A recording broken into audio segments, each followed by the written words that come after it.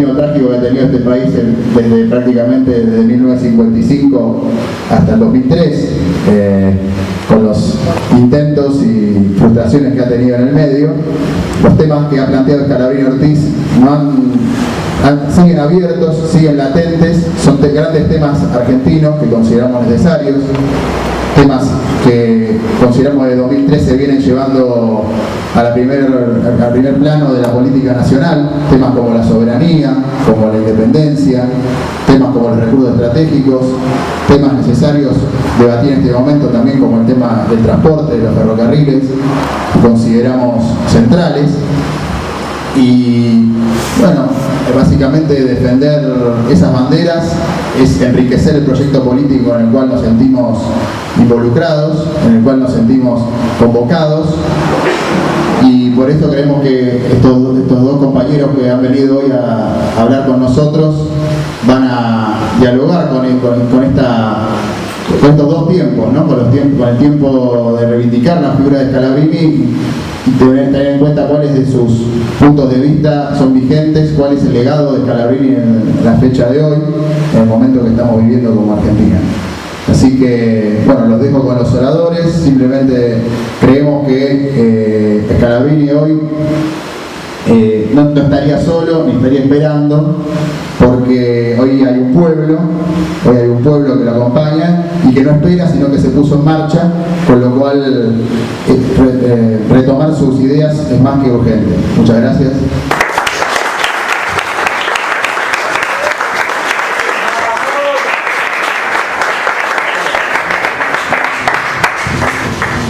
Buenas tardes a todos y a todas.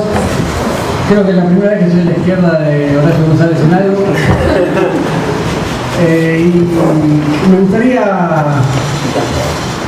empezar a hacer algún sacrilegio aquí, ya que estamos, porque me parece que no hay mejor forma de continuar una tradición que traicionándola, ¿no?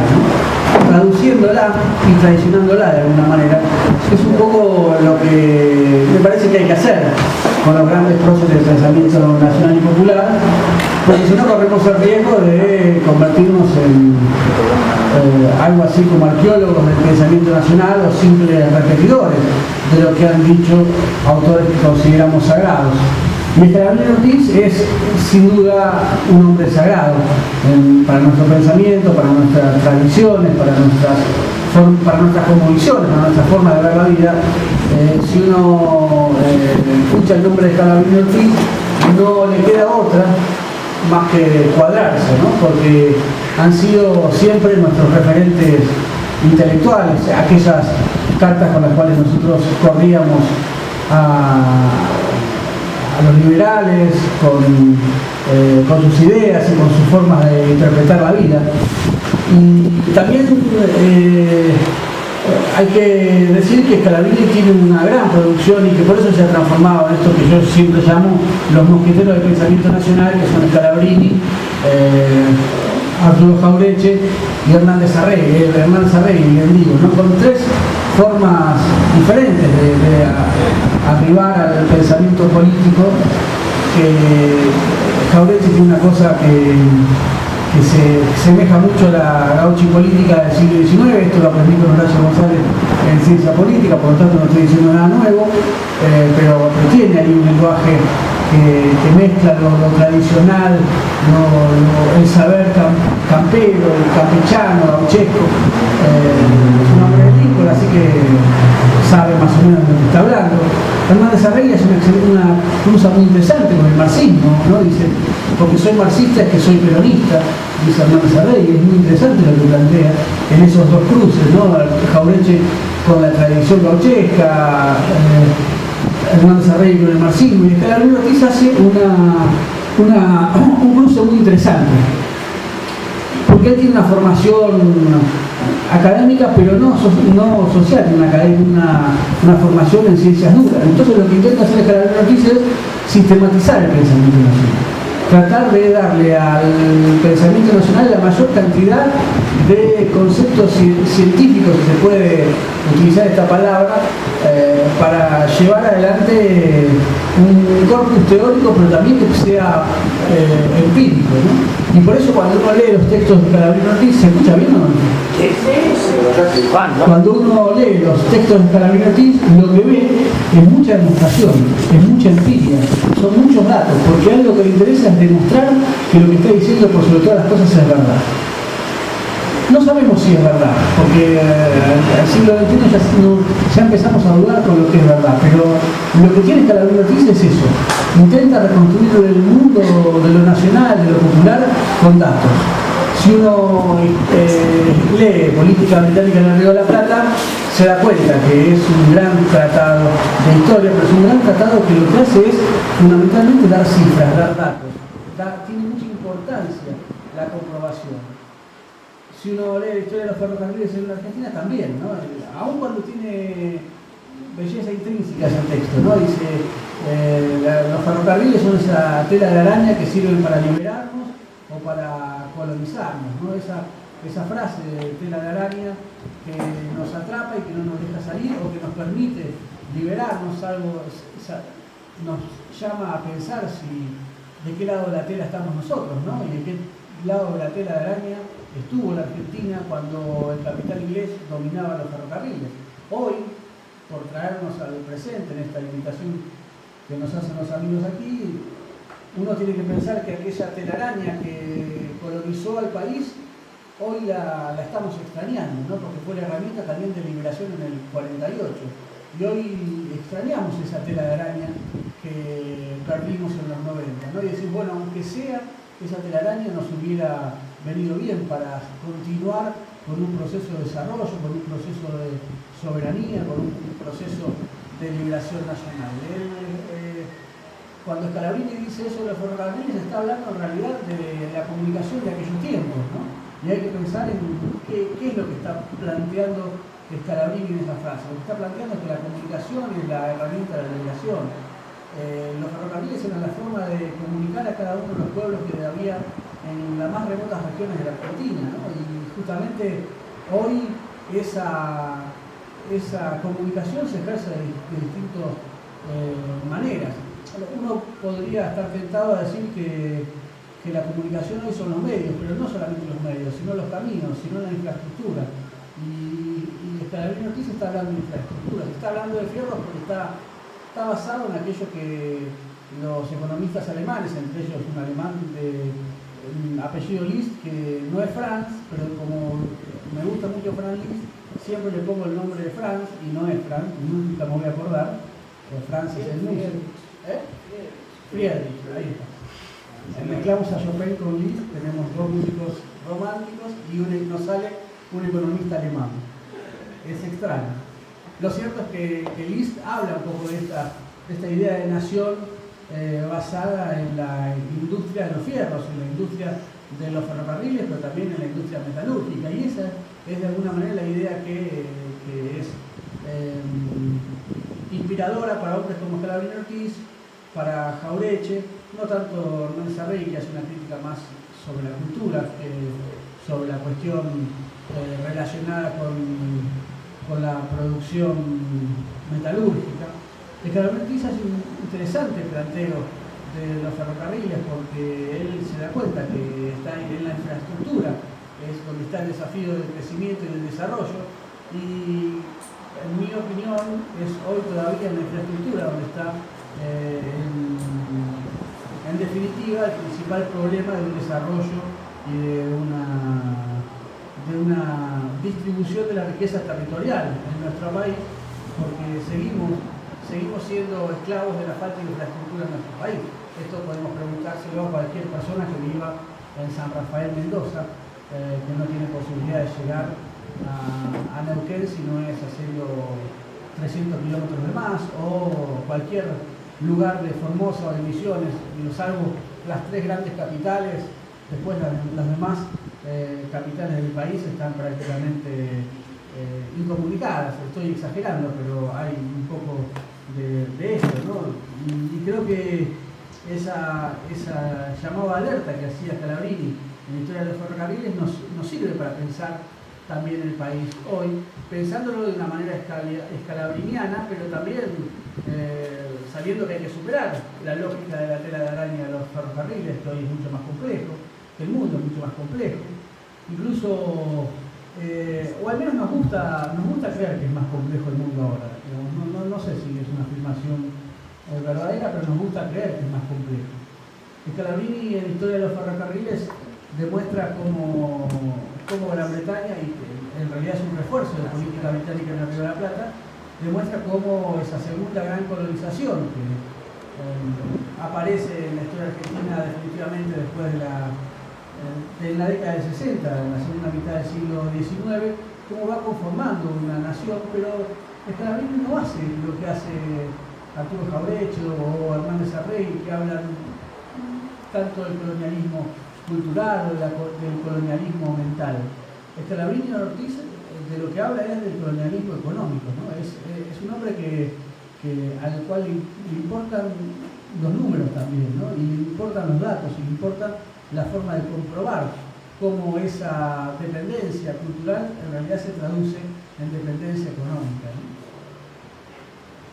Digo esto porque muchas veces solemos tomar un lado u otro y no entender el maridaje entre independencia o colonialismo cultural y colonialismo económico. Y yo quiero hacer una salvedad en esto, porque cuando uno habla de colonialismo cultural o de colonialismo económico, ya está pensando en categorías que son pensadas en la mitad del siglo XX. Y yo no sé si se pueden utilizar de la misma manera que se utilizaban en la mitad del siglo XX.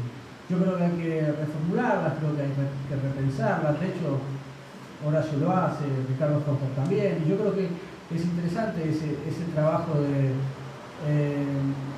traducir al hoy, de alguna manera también traicionarlo, sabiendo que esos textos, esos conceptos están pensados para esa Argentina del siglo XX, porque además, si hay una característica que tiene el pensamiento nacional, es que fundamentalmente es temporal. No es un pensamiento abstracto, no es un pensamiento teórico, es un pensamiento empírico, ¿no? Es un pensamiento que está pensado en términos estratégicos, y la estrategia tiene mucho de corte transversal, de corte histórico. No todas las estrategias políticas son posibles y deseables a lo largo de toda la historia. Incluso para aquellos que miramos la política desde el movimiento nacional y popular. Entonces creo que también es una invitación pensar en Scalabrini Ortiz, pensar en estos grandes pensadores, también es una invitación de encontrar qué cosas nos sirven y qué cosas no nos sirven también, ¿no? Porque sabiendo qué no nos sirve, descubrimos lo que verdaderamente nos sirve, descubrimos lo que verdaderamente está vivo en Scalabrini Ortiz, lo que verdaderamente está vivo en Arturo Jaureche y en Homero Mansi también, que nunca se lo recuerda, pero uno se queda más prendado de la belleza de los tangos y no tanto de su militancia política, ¿no? A mí lo que me fascina también de Scalabrini Ortiz es que es acuariano, y todos los acuarianos son homogéneos, sobre todo los que hemos nacido en el 11 de febrero y el 15 y el 19, porque la presidenta también es el 19. Y creo que más allá de la cuestión política de Scalabrini Ortiz, hay en Scalabrini una pulsión que es más importante que su mirada política, es más importante que su trabajo literario, ¿no? Uno puede leer El hombre que está solo y espera y va a encontrar allí varias cosas, ¿no? El hombre que está solo y espera se puede leer en clave política en el sentido que es el hombre que está esperando al peronismo, pero también es un hombre que está dialogando con las grandes tradiciones, ¿no? Cuando Horacio enseña en sus materias El Payador, de Leopoldo Lugones, que marca al Martín Fierro como un golem, es decir, ese hombre que nos va a salvar del enemigo extranjero. Scalabrini Ortiz forma un golem en El hombre que está solo y espera, ¿no? Y nos dice que el hombre que está solo el golem nacional y popular es el hombre de Corrientes y Esmeralda, ¿no? Hoy no sería posiblemente ese, ¿no? Pero, o sí, vayamos a ver, posiblemente hoy sería un hombre del conurbano, vayamos a ver cuál es el golem hoy del modelo de Scalabrini Ortiz, ¿no? Pero este libro, que es un libro que ha sido muy celebrado, también muy festejado, es un libro muy interesante porque mantiene esa tradición de la metafísica porteña de tratar de descubrir qué coño es el porteño, ¿no? Si uno cuando se encuentra con el porteño de Scalabrini Ortiz, es un porteño diferente al prejuicio del porteño que tenemos hoy. Es un porteño preocupado por lo social, pero con cierto desprendimiento del Estado, en eso nos parecemos. Y ese hombre que está allí es un hombre que está esperando algo, ¿no? El libro está escrito hacia principios de la década del 30, fin de la década del 20, ¿no? 31, ¿no? Y es un libro, ¿por qué digo que es un libro de la metafísica porteña? Porque intenta explicar cómo es el ser argentino, ¿no? Para él el ser argentino está allí en Corrientes y Esmeralda, debate también con Borges, debate con Macedonio Fernández, que son los que al mismo tiempo están discutiendo de alguna manera cómo es el porteño y para qué es el porteño y cuál es el sentido histórico que tiene el porteño en la política nacional. Y Scalabrini Ortiz nos dice que lo más importante no es la escritura, lo más importante no es el pensamiento, lo más importante es otra cosa. Y él lo explicita en sus primeras palabras del hombre que está solo y espera. Con esto voy a terminar así. Los dejo con Horacio que va a decir cosas más interesantes. Scalabrini Ortiz dice: creer es allí toda la magia de la vida. Atreverse a elegir en creencia los sentimientos arraigados en cada uno, por mucho que contraríen la rutina de creencias extintas, es allí todo el arte de la vida. Y por sobre todas las cosas, Scalabrini Ortiz es un hombre de fe. De una fe pequeña, de una fe humilde, pero de una fe que es todopoderosa. ¿Por qué? Porque cree en la fe del hombre que reconoce su propia identidad. Animarse a creer allí donde hay creencias extintas, dice Scalabrini Ortiz. Y a él puede decir, esa frase que es misteriosa, en algún punto uno puede decir, creer en aquellas viejas ideas que hoy están muertas, o creer rodeado de ideas que ahora están muertas y son enemigas a lo que uno cree. No termina de ser clara esa frase. Sin embargo, hay algo que retintinea, ¿no? En esa idea de creer, en la posibilidad de tener fe. Yo creo que el acto más maravilloso que tiene un militante es que confía, que cree, que tiene esperanza. Sin esa fe es imposible tener un pensamiento nacional, tener un pensamiento común, tener un pensamiento que sea de todos. Porque el salto de lo individual a lo colectivo es un salto de fe. Y Scalabrini Ortiz lo tenía clarísimo. Y es por eso que lo escribe. Muchas gracias.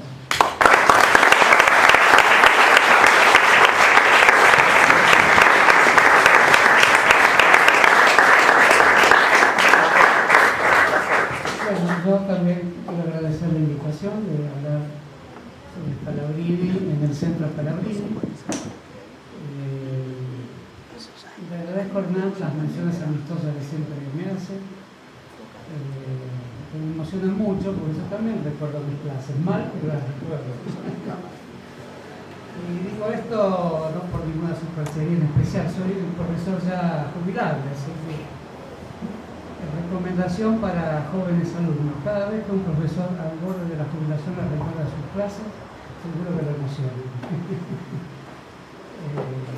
Yo viví muchos años vinculado a la figura de Scalabrini Ortiz, sin haberlo conocido,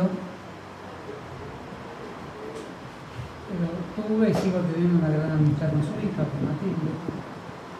Y su nombre sigue resonando en mí como una de las grandes aventuras intelectuales de la Argentina del siglo XX, y asociado a una idea intelectual que me animaría a decir que está en extinción. Probablemente eso sea cierto, y me pondría inevitablemente en el lugar de la melancolía, pero es un tipo intelectual ajeno a la universidad, si bien hizo sus estudios de ingeniería agrónoma. Su obra fundamental no es una obra de un académico, evidentemente, es ajeno a las investigaciones cuyo modelo sería el CONICET. Eso no existía en ese momento, pero tampoco lo sería hoy. ajeno a un modelo intelectual de equipo científico-técnico de algún grupo partidario. No lo sería, su aproximación al periodismo no configura esa idea, ni su aproximación al partido Frondizi configura también esa idea.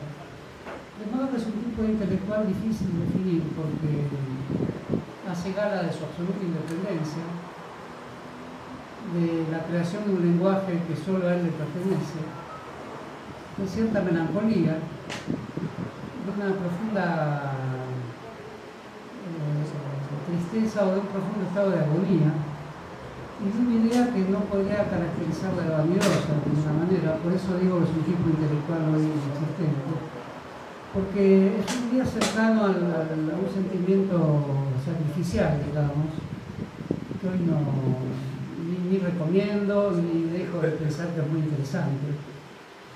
La militancia siempre tiene algo de sacrificial en su fondo, pero no creo que nadie deba proponer ningún elemento sacrificial por encima de cualquier compromiso vital. Pero Scalabrini tiene un sentido de lo sacrificial que proviene del hecho de que el mundo, el país, una nación merecen ser salvados, y los movimientos sociales que emergen, los líderes políticos, son fundamentales para un rescate que tiene características trascendentales, pero que sin embargo, aunque esto no lo dice en ningún lugar, esos líderes, esas fuerzas sociales no alcanzarían, y eso es una dimensión muy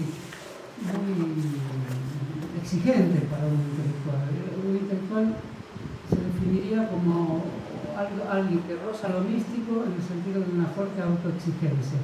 ¿Qué le faltaría a los líderes populares, a los movimientos sociales, a las fuerzas productivas, a las que tanto se dedicó a estudiar? Le faltaría un intelectual, que ya no pasa a ser un investigador científico, aunque de alguna manera, como bien dijo Hernán, él lo fue, sino que pasa a ser un personaje un poco indefinible, alguien que sobra, alguien que siempre está de más, y que tiene ciertos tintes mesiánicos sin abrumar con esto a nadie. Por eso la característica específica de Scalabrini. Conocemos personas que se creen mesiánicas y salvadores del mundo y no inquietan a nadie. Scalabrini nunca dice, soy el Mesías que viene a salvar un mundo en crisis. Pero hay un tinte de un sentido del intelectual que le agrega a la ruda realidad del mundo la existencia de alguien sin el cual no emergerían las verdades. Eso es lo que piensa Scalabrini. Por eso es siempre un tono de abandono, de sufrimiento y hasta de suicidio en lo que él hace. Hay siempre un aire que tiene que ver con los primeros cuentos que escribe, que dentro de su optimismo en términos de una gran realización nacional, hay un agobio que casi a veces tiene que ver con el estilo de literatura decadentista de la cual proviene. El decadentismo no como alguien que festeja un mundo chato y gris que va a una quiebra total, sino como alguien que sabe reconocer dónde está el modo en que se renuncia a la reconstrucción moral de las cosas. Es muy joven, escribe sus cuentos, porque es alguien que, con tantos de nosotros, sobre todo si uno es más joven, pero si no lo es también, está siempre decidiendo qué va a hacer. A la altura de los años 20, al comienzo de los 20, escribe sus cuentos llamados La Manga, y los publica el Centro de Ingeniería, que aún existe con el mismo nombre, los primeros integrantes del Centro de Ingeniería, La Línea Recta, que revela un poco su segunda vocación, que a veces pasa por ser la primera, que es la del ingeniero que mensura la tierra, ¿no? O sea, su formación es, de algún modo la llamaríamos científico-técnico, aunque esa expresión no existía en ese momento. Siempre estudiante de La Línea Recta, publica sus cuentos, son cuentos vinculados a la vida amarga en las grandes ciudades. La manga son las grandes multitudes, son 4 o 5 cuentos, ahora no los recuerdo bien, que no se suelen leer en las cátedras de literatura. No es su gran obra, es una obra muy primeriza, tenía 20 años cuando las escribe. No me acuerdo en qué año nació, quizás su nieto me pueda decir. En el año 23, escribe La Manga, tenía 25. Por eso, todo lo que digo lo voy a consultar acá. Yo hablo un poco, me animé a venir aquí porque quiero Scalabrini, porque me gusta que se formen grupos alrededor de la memoria crítica nacional, pero lo cierto es que no preparé demasiado. Vengo con la sospecha de que hay una trama íntima escalabriniana en mí, por eso vine más confiado. Pero no recuerdo ni fechas ni nada. La vertiente científica de Scalabrini proviene del padre, de Pedro Scalabrini, que es posible decir unas breves palabras sobre él, puesto que es un gran científico paleontólogo, muy memorable. Si no hubiera existido en la Argentina un Ameguino, un Muñiz un poco antes, probablemente Pedro Scalabrini sería el nombre de los estudios paleontológicos de la Argentina, fundador, entre otros, con un casamiento del Colegio Normal de Paraná, y descubridor de muchas de las escalas zootécnicas, digamos, de la evolución de la vida animal sobre el territorio, que después, miles de años después, se llamaría la Argentina, ¿no? El río Paraná es muy fecundo en este tipo de investigaciones. El río Mercedes también investigó Ameguino. Ameguino mismo, el reconocimiento a los estudios de Scalabrini, padre, le pone a uno de sus descubrimientos, un pequeño pterodáctilo de la Pampa, no sé bien cuál sería su otro nombre en otros lugares, pero Ameguino lo llama el Scalabriniterium, que es el máximo homenaje que la ciencia le da a un descubrimiento nuevo, poniéndole el nombre de su descubridor. O sea, son unos huesos, unas vértebras, unas costillas.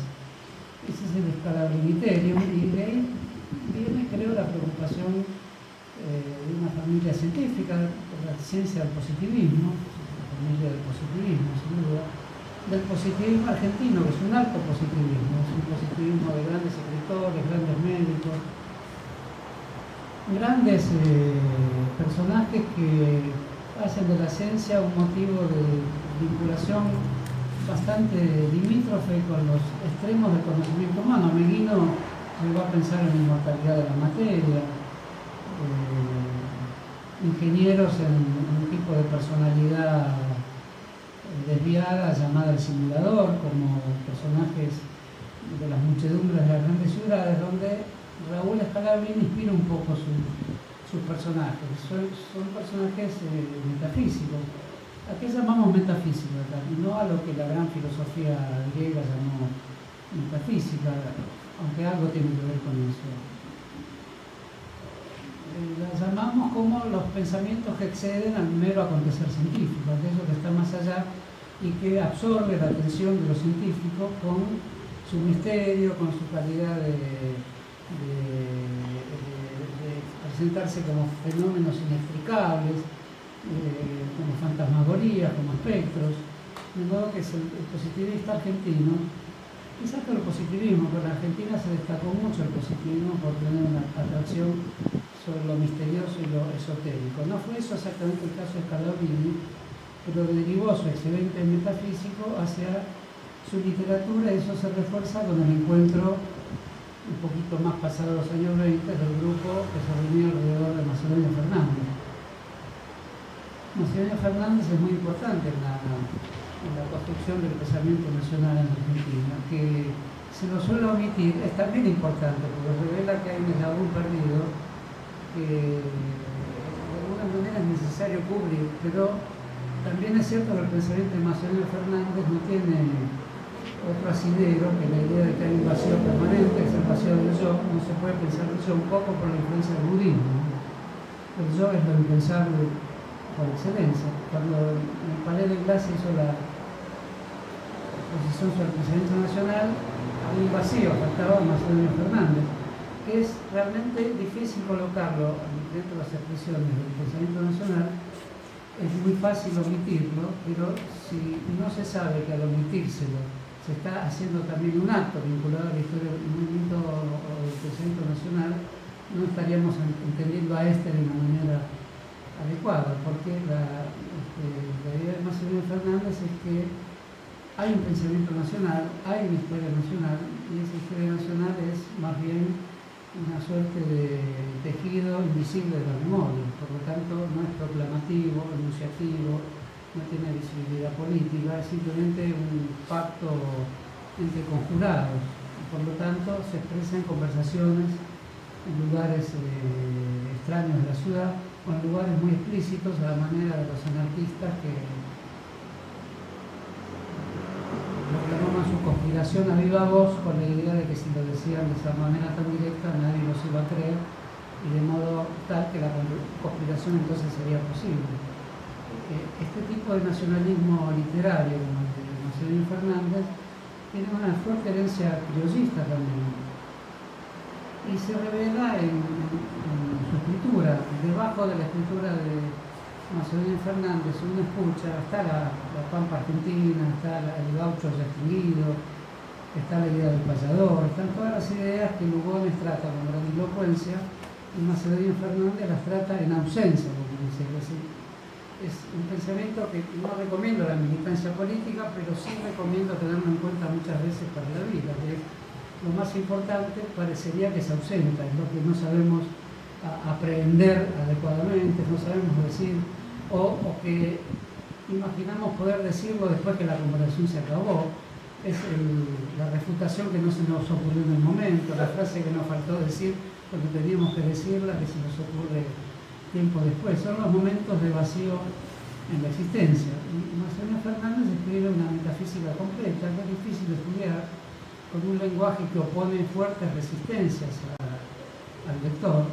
Entonces es un autor bastante imposible, al punto que Borges declaró que era necesario empezar la literatura argentina a partir del fracaso de Macedonio Fernández. Borges es discípulo de Macedonio Fernández. Pero ocurre que Scalabrini Ortiz también se declara discípulo de Macedonio Fernández. Y esa disputa, Borges-Scalabrini, es una disputa que recorre la filosofía política de la Argentina, la vida política argentina, la literatura argentina. Borges hace una elección muy clara por los medios de comunicación, por lo que llamaríamos la industria cultural. Escribe en el diario Crítica, el mayor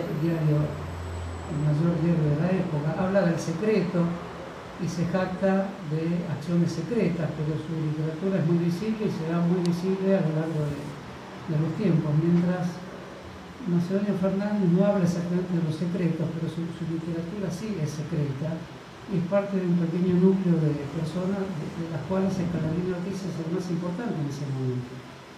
Lo es menos importante es Borges y un poco menos importante es Leopoldo Marechal, que es el tercero de los discípulos de Macedonio Fernández, que abren las líneas más importantes de la literatura argentina, quizás hasta hoy: Borges, Scalabrini y Leopoldo Marechal, y notoriamente enfrentados políticamente, pero mucho después.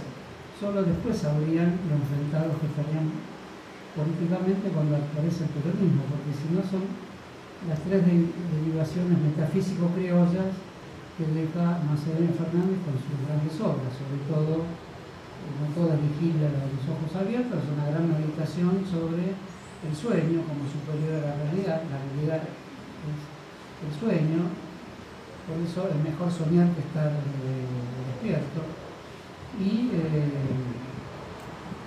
sus papeles de Recién Venido, que es el máximo libro de humor escrito en Argentina, que es de 1929 y antecede al Hombre que está solo y espera.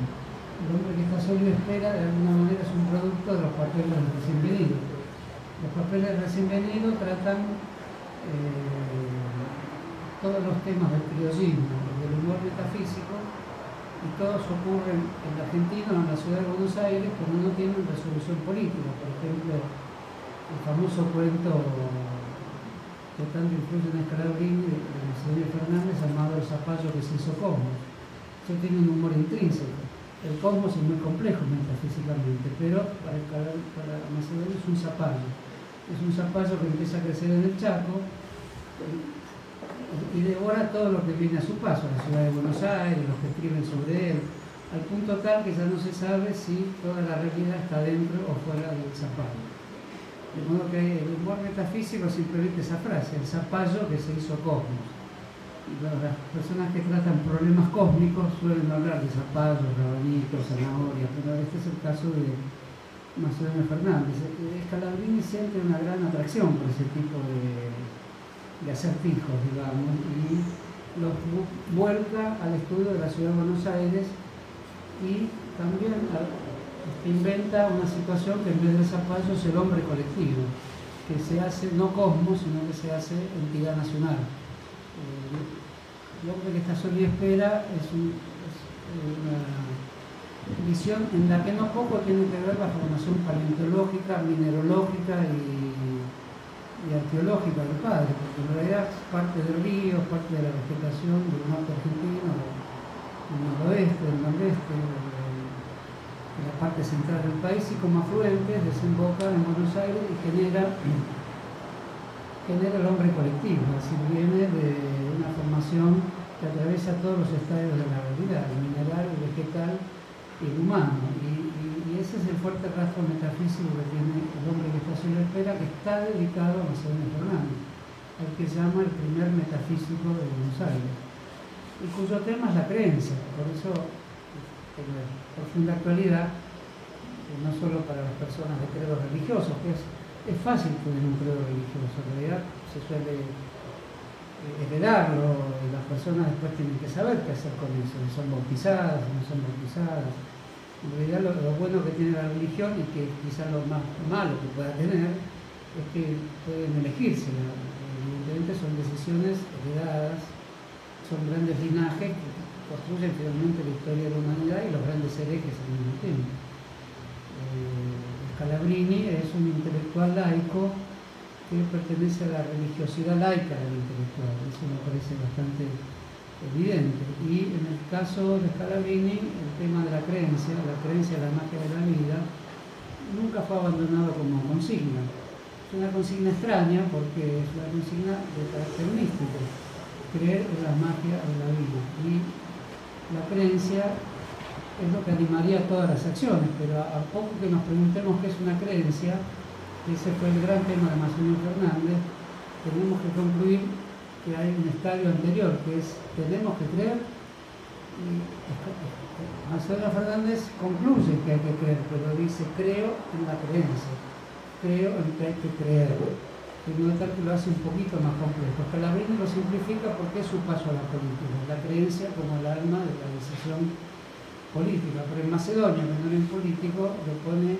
como una meta política, creo en que hay que creer, de modo tal que no cree en ningún objeto específico de la vida, cree en el hecho de que las conciencias se hacen un tejido de creencias y que ese tejido va formando un hombre colectivo que va a ser el gran personaje de Scalabrini, cuyo tema es el hombre colectivo hecho de creencias. Hay otro cuento de Macedonio Fernández que les voy a recordar, que a mí me gusta mucho, que da otra vuelta sobre el tema de la creencia, que se llama la imposibilidad de creer. La imposibilidad de creer es el tema del que cree. No sería legítimo decir que creemos, sino asaltar a la duda, pero esta no es la duda cartesiana, que termina bien. La duda cartesiana tiene un final feliz, que es finalmente derrotando al genio del mal, al genio que hace engañar al investigador, finalmente en algo se cree. Se cree en el propio pensamiento que investiga sobre cómo pensamos. Entonces existimos gracias a esa investigación crítica que sucede en nuestra propia conciencia. En Macedonio es más o menos lo mismo, nuestro descarte es metafísico y chistoso. El cuento es el siguiente: va un padre y un hijo por un acantilado y viene una gran ola y los arrastra a los dos, y el padre intenta atraer al hijo hacia la playa y están con la mano los dos tomadas en un breve momento, hasta que otra ola, no lo cuento bien, tampoco lo recuerdo muy bien, pero la esencia del tema es que otra ola arrebata al hijo. Tiene una dimensión religiosa evidente esto. Y el padre es el que cuenta la situación y dice: hay una imposibilidad de creer acá. No puedo creer que no se me haya dado un minuto más. Es un tema que en algún momento todos nos tropezamos con eso, ¿no? No puedo creer que yo no tenga un poquito más para decirle a mi hijo que yo no fui que lo abandoné, que hay una fuerza superior, que algo me arrastró, que vino esa ola. No puedo creer que no haya ese momento. O sea, la imposibilidad de creer es que no podría creer justamente que no hubiera ese segundo después de la muerte donde el hijo supiera que el padre no lo había abandonado. Esas son, ¿qué tiene que ver esto en un local político en esta Argentina? Y tiene absolutamente que ver porque es la trama íntima de lo que somos, de lo que fue Scalabrini, que estaba guiado porque leyó estas cosas que hoy no se ven fácilmente, ni siquiera los profesionales de la lectura universitaria, de estos grandes cuentos, pero son los que informan, porque si no esto no hubiera durado, si no estaríamos acá, no estaríamos ustedes, no se transmitiría de generación en generación, algo que nunca es lo mismo, porque no debe ser lo mismo, porque siempre tiene este germen interno que es la imposibilidad de creer. No puedo creer que esto es así, no puedo creer que aunque ocurrió esto, estamos ante una muerte. Alguien no pueda pensar en ese minuto que no tuvimos, pero que pudiéramos haber tenido para explicar, no fui yo el que te abandoné, ¿no? Pero todas estas situaciones de fuerte honor espiritual son la base efectiva del pensamiento de Scalabrini. Después podemos decir mucho más de él, pero no lo entenderíamos a Scalabrini si solo lo entendiéramos como un investigador de ferrocarriles, de la externa, del petróleo, que todo eso lo fue y mejor que otros. Sus datos podrán estar hoy desactualizados, pero son datos vivos. Donde están menos desactualizados por un investigador que hace 40 años, pues, por ejemplo, la historia de los ferrocarriles de Ortiz, ¿no? de Ricardo Ortiz. Sí está desactualizada. La historia de los ferrocarriles de Raúl Scalabrini menos, porque sus datos son desactualizados, tienen toda esa magia del creer de la vida que nos hacen seguir actualizando aunque no sepamos nada de estadística. Las estadísticas tienen vida. Entonces cuando escribe El hombre que está solo espera, que es el año 21, efectivamente ya está como preparado un terreno que todavía no es político, falta el salto a la política, porque ya ahí está la idea del hombre colectivo, del hombre porteño, pues es un tratado de la amistad. El hombre porteño se caracteriza por la amistad, por cierta, no lo llamaríamos machismo, cierta idea de celo sexual. El abordaje erótico es siempre difícil, hay un tema del prestigio que lo anula, recuerdo una escena del subterráneo, están discutiendo dos personas y no se sabe quién tiene razón hasta que uno descubre que el otro es un doctor, entonces el otro tiene razón. El temor del porteño es una generalización muy linda, el temor del porteño de estar diciendo algo inadecuado frente a alguien que creyó que era un estúpido, pero no, es un doctor. Y esa es una situación que Scalabrini critica, ese opinar previo basado en el prejuicio respecto a lo que son las personas. La crítica de Scalabrini, uno es lo que su trama espiritual le dice lo que es, no por los títulos. Y esa idea del abandono del título, abandono del prestigio, lo perseguirá siempre. Y lo lleva a escribir su gran escena de iniciación, no recuerdo ahora el nombre. Todo esto está muy bien en la gran biografía de Scalabrini y de Roberto Galasso, ¿no? Con la gran biografía de Scalabrini Ortiz, que es cuando él supone que abandona la literatura. A mi juicio no la abandona porque toda esa forma de escritura es la de la historia de los ferrocarriles, es la de El hombre que está sobre espera. El hombre que está sobre espera está en el interior de toda su investigación social y económica, fundamentalmente la de los ferrocarriles, de todos sus artículos sobre el petróleo y fundamentalmente de los grandes artículos que escribe la revista progresista ¿Qué? Del cual ahora vamos a hablar, ¿no? Pero me parece importante ese pasaje que hace hacia el desarrollismo. Sin ser el desarrollismo sería injusto calificarlo así, pero es cierto que durante 10 números, por lo menos el director de la revista ¿Qué? Que fue uno de los máximos órganos de prensa de la agitación política en Argentina, sin el cual no se entiende después primera plana, no se entiende confirmado, ni se entiende la opinión, ni se entiende página 12. La gran línea de la renovación periodística en Argentina comienza con la revista ¿Qué? Que dirige Scalabrini Ortiz.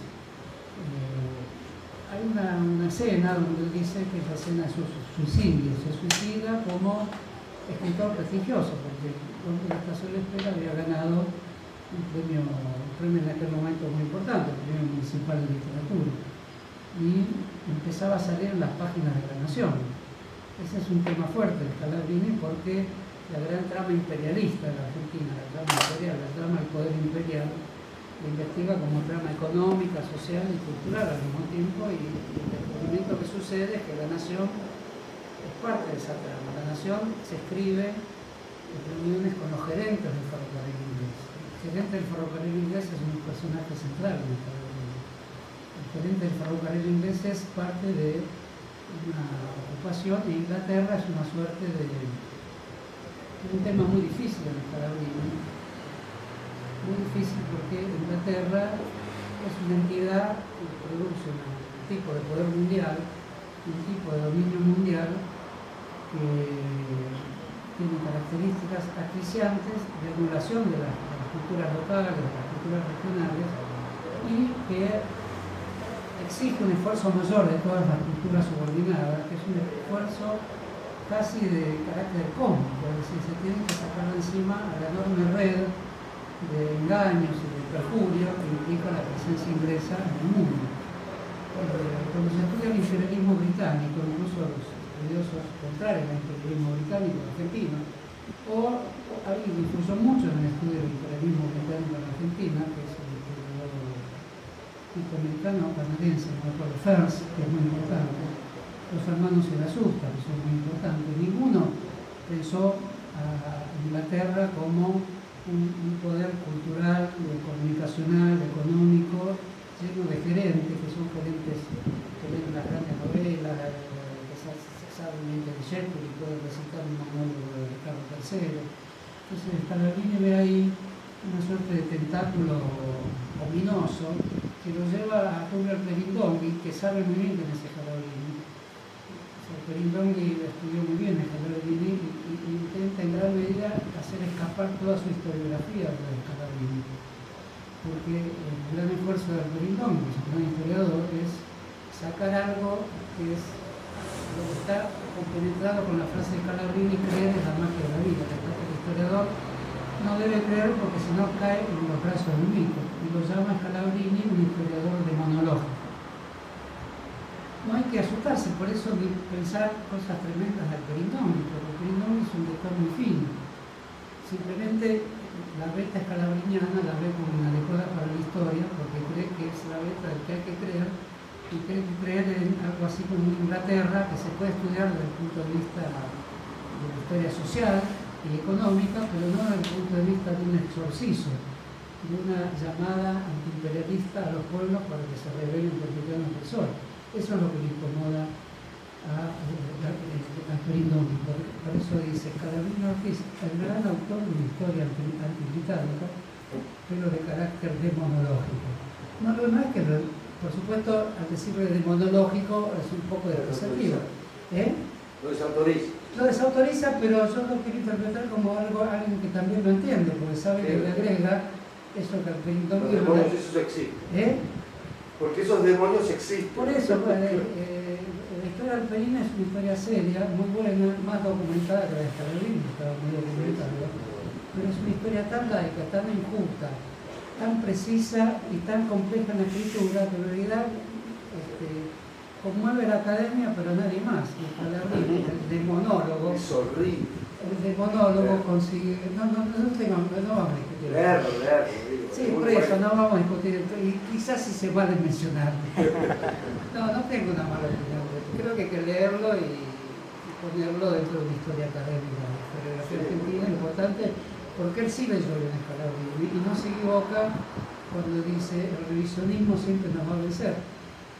Porque se refiere al revisionismo de alta escuela. Scalabrini de algún modo lo es. Si por alguna razón que nosotros no conseguimos atinar a descubrir, triunfa la lectura popular. Él lo dice también despectivamente, porque el que triunfa en la lectura popular sería alguien que escribe en términos vulgares o primerizos o tan directos, pero no es el caso de Scalabrini. Scalabrini viene de la alta metafísica, que triunfó en la lectura popular. Eso es lo que le preocupa a Perín, no que haya triunfado un historiador menor, triunfa en la lectura popular un escritor de grandes exigencias, como también es Scalabrini. Ese es un tema muy interesante para esta obra comunicacional, para esta obra donde supuestamente la escritura tiene que estar al servicio de una lectura, de una comprensión súbita de las masas. Scalabrini nunca pensó en eso, pero su pasionalismo escritural lo llevó a hacer efectivamente alguien que tuvo en vida y lo tiene hoy, por el tipo de problema que se convierte que comprende su escritura, es decir, en el intelectual que quise destacar al principio, que es el intelectual que no lucha con demonios, pero que él mismo considera que está al borde del suicidio y que carga sobre él, es aquí un problema, la responsabilidad individual de alertar a millones de personas con un tipo de prédica que tenga todas las exigencias del lenguaje y de la investigación científica.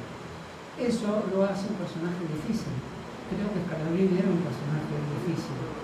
Es difícil en el trato con sus pares, es difícil en el trato con Perón. No es alguien que estime especialmente a Perón, es alguien que se cartea con Perón. Es alguien que le exige a Perón mucho más de lo que él juzgó que Perón dio, que los términos del programa escalabiniano, Perón dio mucho.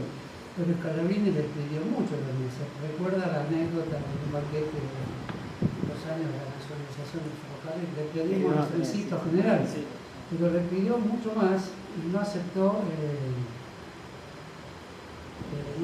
cuando hay una cierta reconciliación, porque Scalabrini tuvo revistas clausuradas por Perón. Ahora vamos a ver esta situación, es una situación interesante. No aceptó encomiendas de Perón, no había nadie en la Argentina, porque Perón exiliado en Madrid y no aceptara una encomienda de Perón. Encomiendas que le hacían misiones, tareas políticas, mediatas o inmediatas, son muy pocos los que no aceptaron esas encomiendas. Aún en un profundo respeto que le tiene a Perón, Scalabrini fue uno de ellos, y rechaza un título que le da a Perón que le resultará reconocible, jefe espiritual de los intelectuales argentinos. Lo rechaza Scalabrini. Recordarán que es el título de Evita. Perón se lo confiere a Scalabrini, que si usted es el jefe espiritual de los intelectuales, le encomienda organizar una gran instancia de intelectuales argentinos. Scalabrini lo rechaza en una carta muy conocida, la publica Hernández Sardén en la formación de la conciencia nacional. Es un rechazo de la falsa humildad. Si es alguien que no tiene humildad, es Scalabrini, igual que Hernández Sardén, a quien sí conocí. Usted me quiere poner empujones en la historia, general. Yo soy una pequeña criatura que no está a la altura de la lectura. No creo que Scalabrini quisiera eso. Creo que subsisten ciertos recelos con Perón. Y esos recelos tienen también raíces políticas presentes y no en vano él va a elegir el Frente Nacional y Popular al que se llama Fabrizio. Esa es una historia conocida, pero a veces que no se quiere conocer mejor de lo que deberíamos conocerla, porque implica una cierta ruptura con el Perón del voto en blanco, que es una historia a la que llego de aquí a poco para hacer un poco más resumida esta charla, ¿no? Digamos que para los jóvenes militantes de hace muchos años hay un escrito de Scalabrini que está en uno de sus libros metafísicos también, que se llama Tierra de Profetas, Tierras sin Nombres, Tierras de Profetas, que es el escrito sobre el 17 de octubre del 45. Eso es uno de los grandes escritos conmocionantes de la historia argentina. Es un escrito más largo, pero que tiene como los signos y las grandes plegarias, que son siempre más largas. Esta tiene su pacto nuclear en una frase que comienza diciendo el sol caía a plomo cuando las primeras columnas de obreros comenzaron a llegar a la clase mala. El que recordará la película de Leonardo Fabio, sin poner un sentimiento, verá lo que se puede hacer con esa frase. Esa frase tiene una cadencia perfecta. De algún modo recuerdo un himno, incluso yo pienso que recuerdo una marcha que cantamos mucho, buena o mala, tomada de prestado o no, es una marcha que se canta mucho, es la batalla de San Lorenzo, Feo asoma, es la misma escena que ocurre en la Plaza de Mayo. El sol caía a plomo cuando comienzan a llegar las primeras columnas de obreros. Y la descripción de los que van llegando es la descripción de la Argentina, una descripción alegórica del crisol de razas. Además, figura en general criticada, sobre todo los historiadores de los años 80 en adelante. Estoy pensando en Isla Sábato, aquí no voy a hacer ningún paréntesis favorable, ¿no? Pero creo que tenemos, por ser el gran inventor de una escritura absurda, pero es un gran inventor, tenemos que respetarlo, discutir con él, pero porque es un aprendizaje de las mejores militancias, me parece, ¿no? En cambio, Isla Sábato no tiene ningún valor.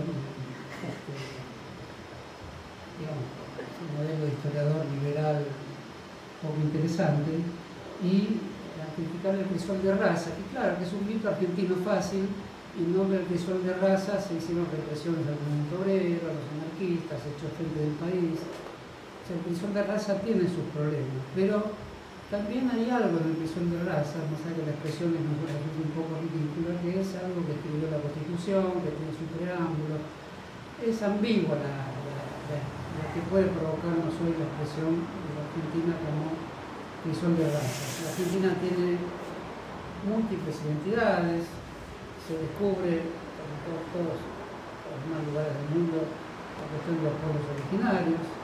Esté bien o mal puesto ese nombre, sabemos lo que quiere decir. Los grandes flujos inmigratorios siguen llegando a la Argentina, llegan al Medio Oriente. La Argentina no se puede permitir no ser un país de fuerte acogimiento. Sea buena o mala la frase crisol de razas, Scalabrini consigue convertirla en la más intensa politización que tuvo la noción del crisol de raza.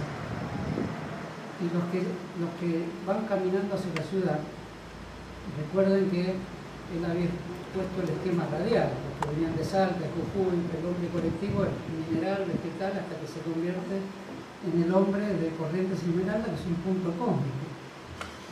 Hoy lo es Corrientes y Esmeralda.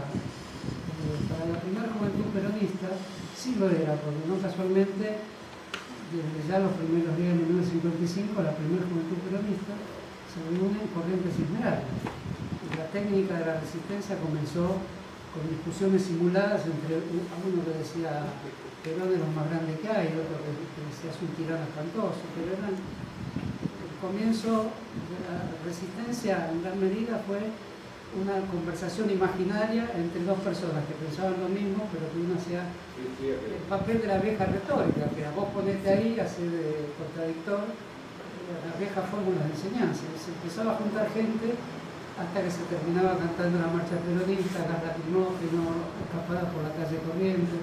Eso me lo contó una vez Jorge Rubio, ¿no? O sea, Corrientes y Esmeralda finalmente es un punto. Y hoy mismo, por más que está totalmente caído, desvanecido, en una calle corriente desconocida, para que es un viejo porteño, algo es, porque el hombre de Corrientes y Esmeralda es el hombre que está sobre el pelo. Y años después Scalabrini, que como digo, no cualquiera puede ser vanidoso, y él de algún modo ya no sabía lo que había escrito, dice: las multitudes del 17 de octubre del 45 era lo que estábamos esperando y lo que yo prefiguré o apenas esbocé en el hombre que está sobre la tierra. Eso es capital en la literatura, también una gran descripción del 17 de octubre, no en contra, pero de un escritor que estaba en contra del 17 de octubre, que no era Martínez Estrada, pero tiene una gran descripción. Dice algo muy parecido. La gran descripción de Martínez Estrada parece que es tremenda, y es tremenda, pero también describe la gente nueva, la que no se conocía en el centro de Buenos Aires. Y también Martínez Estrada dirá, lo que yo describí del 17 de octubre, los que desfilaban por la calle como personajes desconocidos, son los que se abalanzaban sobre el país de radiografía de la Pampa, o sea, el libro que él había escrito 15 años antes. O sea, las multitudes, las masas, las fuerzas sociales existían para confirmar o no los libros que esos habían escrito. Qué interesante, ¿no? Uno nunca es tan libresco como ellos dos, pero cuando son esos dos grandes personajes de la historia de la memoria argentina, contradictorios absolutamente, es interesante. Somos tan poco librescos que cuando estos personajes, que ya no hay más en ningún lugar del mundo, casi piensan que la historia tiene que ver con los libros que han escrito, hay una secreta alegría, porque sabemos que eso puede no ser así. Por lo menos conservemos en la memoria estos personajes, que además los dos tienen la misma idea. Algo surgía del subsuelo. Martínez Estrada dice lo mismo que Scalabrini. ¿Por qué? Porque son dos metafísicos románticos, vitalistas, de la misma época. Uno es peronista, o tiene más simpatías el peronismo, hay que hacerlo así con Scalabrini, y el otro es antiperonista, o tiene menos simpatía con el peronismo, también hay que decirlo así. Y sin embargo piensan que la realidad viene cuando una falsa superficie, la mentira de una falsa superficie se resquebraja por la emergencia de lo que estaba oculto. Esa es la teoría de la verdad de los dos. Es una teoría de la verdad muy interesante que Scalabrini usa mucho. El país que describe, el imperialismo británico, el Río de la Plata y demás, siempre tiene detenciones en la argumentación donde dice todo era mentira, todo era falso. ¿Qué hace un intelectual cuando ve que todo es falso? Uno lo que hace es organiza movimientos sociales, políticos, locales como estos, se inscribe en corrientes colectivas. Scalabrini dice de lo colectivo. Y sin embargo se atribuye una misión espectacular, única y irrealizable para una sola persona. Sin embargo así lo cree. Porque hay algo de santidad en Scalabrini y algo del suicida, que retomo lo que dije antes, que estoy a punto de que la nación festeje mis escritos, como el gran escritor Fernando. Esta noche me suicido. No me acuerdo dónde lo dice, a veces me ayudan.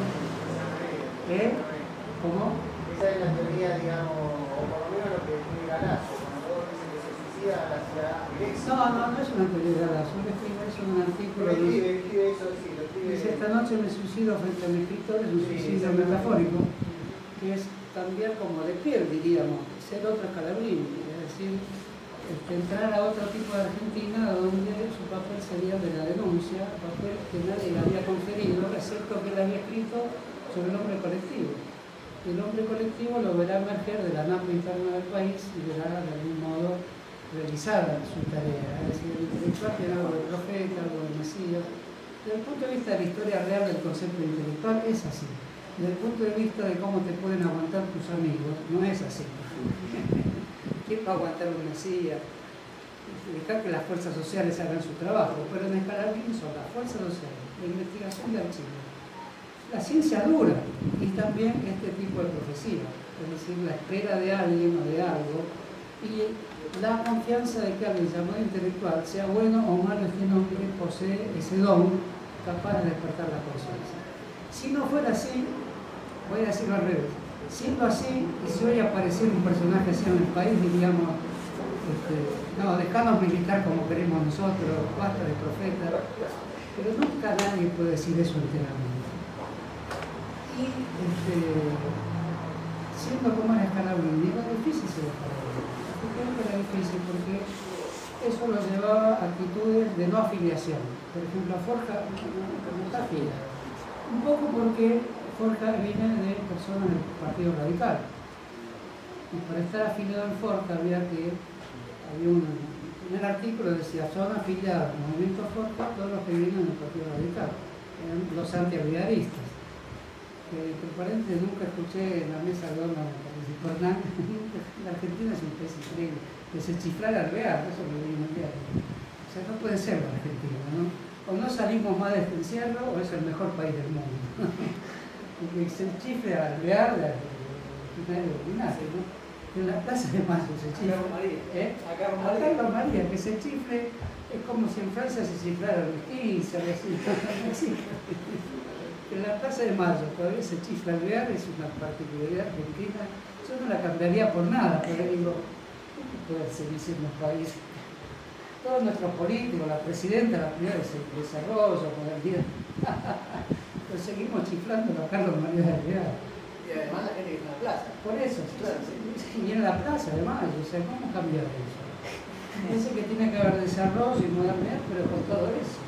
Tal vez les falta peronismo. Tal vez les falta peronismo a esos otros países. Bueno,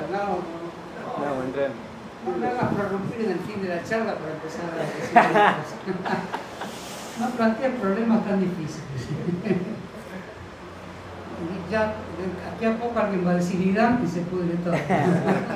No, evitando todo eso, para terminar, porque realmente Scalabrini es una figura fascinante. Todos los que se describen en el 17 de octubre, viene el obrero textil, el rubio, el campesino, el de tez morocha, el que viste de overol, están todas las profesiones y todas las clases sociales, pero a través de la indumentaria, de signos, todo a través de, digamos, de una poética.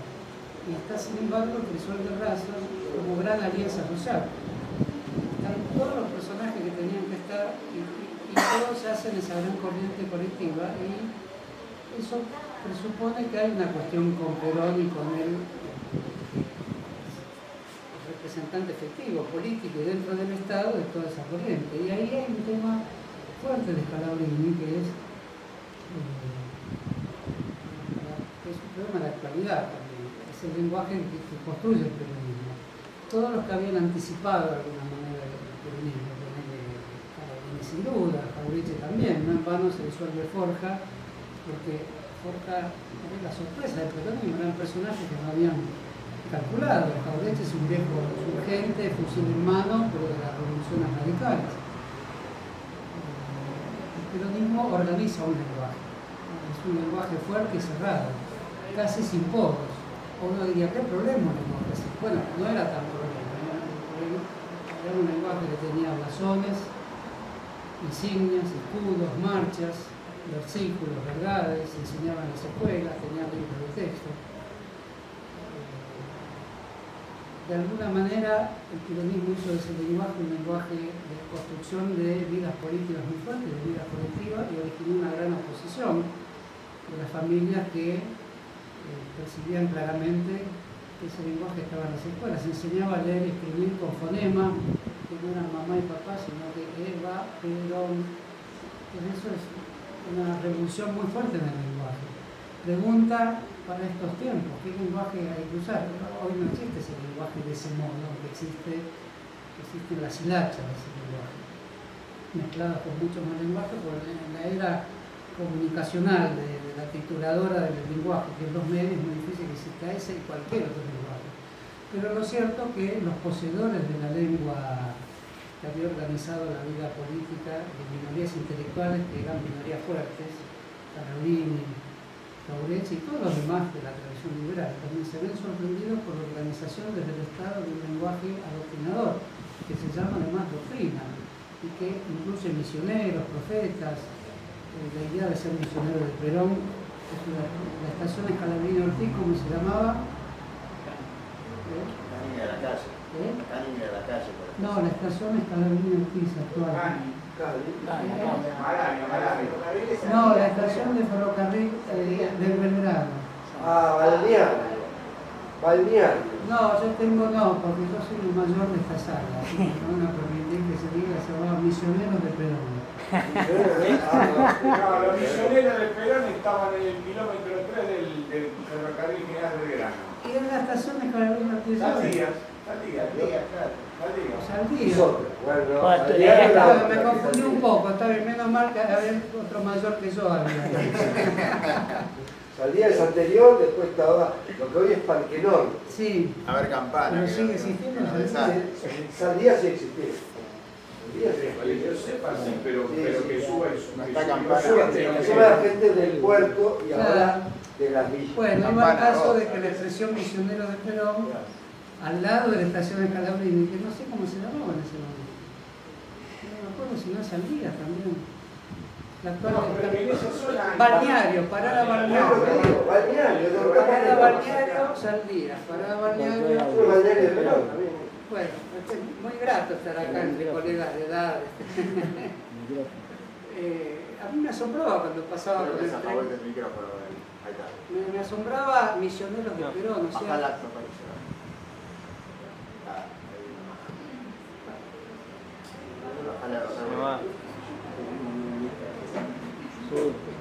Para terminar la charla, sigo un ratito. Golpe la mesa. Bueno, de sonido. ¿eh? ¿Por qué no tratás de ver qué pasa? Yo estoy escuchando la mitad, no sé lo que pasa para la mitad. No, porque hay un parlante que no está funcionando. Ahí está. Ahí está. El micrófono.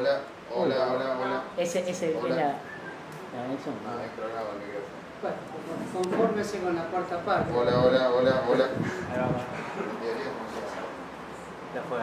Bueno, vamos a hacer como que funciona. Había vos. Quería decir que hay que ponerse en el lugar de los que pensaban como profetas y de repente ven que hay otro lenguaje. Ese lenguaje es heterogéneo, no hay ninguna parte del lenguaje de Scalabrini en el lenguaje del adoctrinamiento. No hay ninguna parte del lenguaje de Jauretche en el lenguaje del adoctrinamiento. No la hay porque el peronismo del Estado estatizó de tal manera el lenguaje que las vetas intelectuales previas, anteriores, que venían del modernismo literario, Jauretche es el modernismo literario, con el tema de la Gauchesca. Scalabrini es un modernismo literario también, con el tema del primero del decadentismo, después de la construcción vitalista metafísica. Son todos modernismos literarios. Y el peronismo lo que hace es fijar el lenguaje de las masas populares argentinas con resultados de todo tipo, que se perciben incluso hoy. Hoy los últimos capítulos sobre los lenguajes están presentes modificados por el alargamiento de las marchas, lo que fuera, con citas de viejos políticos, de políticos jóvenes que quieren quedar bien con una cita. La fuerte pedagogía peronista se escribió en el cuerpo social argentino de una manera persistente, sólida, entró en las capas interiores de la lengua nacional y provocó una fuerte división lingüística en Argentina cuyos resultados aún perduran. Los intelectuales del peronismo, que se sacaron del peronismo, sintieron todos, Manuel Gálvez también, que tenía un lenguaje de la redención cristiana, se sintieron todos que tenían que apoyar a algo cuyo lenguaje les era heterogéneo. Pues esa es una cuestión de gran interés incluso para nosotros hoy, porque no está de ningún modo inhabilitada la idea, no es un inconveniente que uno apoye algo que tiene un lenguaje que no es el de uno, no hay ningún problema. Incluso es un tema de reflexión la unificación de los lenguajes. Por momentos está bien, hay un momento de unción cuando toda una plaza canta un himno o una consigna, y hay otros momentos donde la unificación forzosa del lenguaje no es interesante. Lo cierto es que un conjunto de temas, y este no era el menor, pero el que se le agrega el convenio que hace Perón con la California, que es una empresa de Standard Oil, que muy poco tiempo antes había provocado el golpe de Estado en Irán, porque Irán tenía un gobierno parecido al de Perón, que era el del primer ministro Maslagué, que era un gobierno laico. Todavía la palabra ayatolá existía, pero existían iglesias perdidas de Teherán. Vos te metiste solo, vos te metiste solo. Sí. Bueno, Perón del poder al exilio, es un libro muy raro, pero a mi juicio no escrito por Perón, porque Perón escribe sus textos. Este creo que es el único que no ha escrito, que tiene giros y un conjunto de metáforas que no escribía. Es un libro muy interesante, probablemente escrito por un periodista italiano que le hizo una entrevista. Compara el golpe del 55 hecho por la misma empresa petrolera inglesa con el de Irán, que había tenido lugar en 1952. Incluso la petrolera se llamaba Iranian Petroleum, después cambió para Standard Oil, o sea, creo que es así, que es la misma, ¿no? Bueno, Scalabrini se muestra junto a muchos otros militantes de la época. Ahí surge un poco un joven destacado, diputado peronista nacionalista, de familia radical, pero era John William Cook, que también se siente incómodo, aunque se obliga a sí mismo a exteriorizar de una manera más calma su disconformidad con el acuerdo con la California. Y Perón dice en ese libro exactamente el argumento desarrollista. Precisamos capitales, precisamos maquinaria, precisamos todo lo que la Argentina no tiene tecnológicamente para explorar su petróleo. Por lo tanto, el peronismo verdadero era traer los capitales extranjeros. Lo dice exactamente así, como después lo diría Frondizi. Y eso produce un cimbronazo muy fuerte del peronismo. Lo produce John William Cook y lo produce más en Scalabrini Ortiz. Por eso Scalabrini Ortiz en alguna memoria, en sus apuntes, tiene unos carnets, ¿no?, de apuntes. Dice, fui tentado por los golpistas. Los golpistas del 55 eran nacionalistas. No era Aramburu el golpista más, no todo, si bien fue el que finalmente terminó en el juego de fuerzas de las dos líneas de la revolución, terminó en la conducción de lo que se llamó Revolución Libertadora. El que organizó el golpe era el nacionalismo católico, con grandes intelectuales del nacionalismo católico, de derecha y a veces de ultraderecha, como Goyeneche, que era pariente de Lonardi, y Lonardi mismo que era un militar cristiano, que cae precisamente en la gran redada de la Iglesia respecto a lo que piensa la Iglesia también, que era el modo en que el lenguaje peronista cortaba el lenguaje de la nación. Perón llega a pensar el divorcio, otras tantas medidas. Le da personería jurídica a los testigos de Jehová, deja hacer en alguna parte un gran acto espiritista. Eso para la Iglesia Católica era intolerable. Por eso la manifestación del Corpus Christi fue la... Pero estaba el problema del lenguaje del peronismo. La Iglesia hace lo necesario para retirar lo que el lenguaje del peronismo tiene de verdad. Recuerden que una de las verdades dice: el peronismo es una lengua popular, sencilla y cristiana. Y humanista, profundamente cristiano, porque es simple, humanista y cristiano. Bueno, ya dije que venía con una memoria un poco deshilachada, pero más o menos así. Bueno, esa es la gran disputa con la Iglesia, que le quiere retirar el cristianismo que ya no le reconoce a Perón.